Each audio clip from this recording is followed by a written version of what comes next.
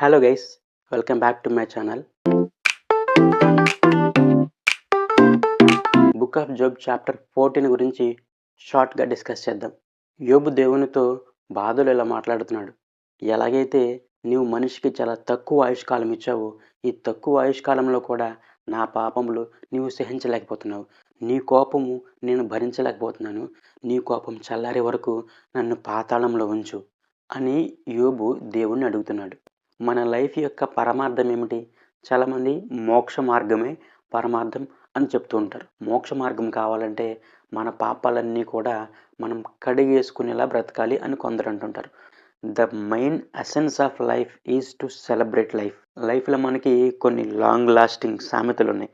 Life is short, enjoy it. Life అనేది ice cream వంటిది, కరిగిపోయేలోపే దాన్ని టేస్ట్ చేయాలని. మనకి నచ్చింది చేయాలి, నచ్చినట్టు ఉండాలి, ఎవడి మాట వినకూడదు, ఇవన్నీ కాదు. కానీ మనం ఈ భూమి మీదకి ఒక పర్పస్తో వచ్చాం. అదేమిటంటే మనమందరం కూడా మనకి ఈ లైఫ్ ఇచ్చిన దేవుడి యందు కృతజ్ఞత భావం కలిగి ఎల్లప్పుడూ దేవుణ్ణి ఆరాధిస్తూ ఉండాలి. దేవుడు మనకు చూపించిన నీతి మార్గంలో నడుస్తూనే మన లైఫ్ని ఎంజాయ్ చేయాలి.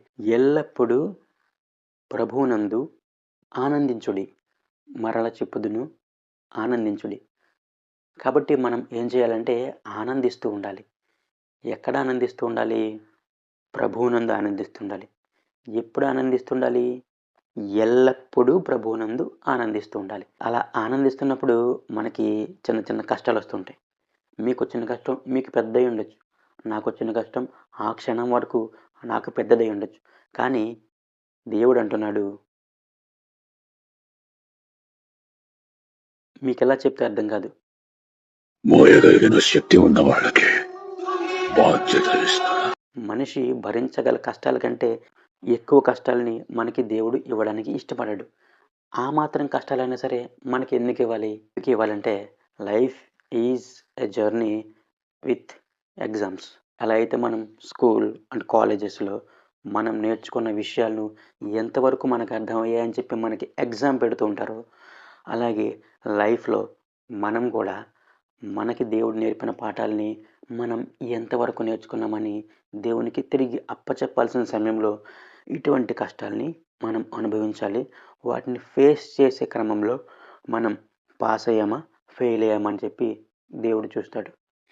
Okay friends, let's meet in the 15th chapter of Book of Job. Subscribe and follow me. Thank you for watching.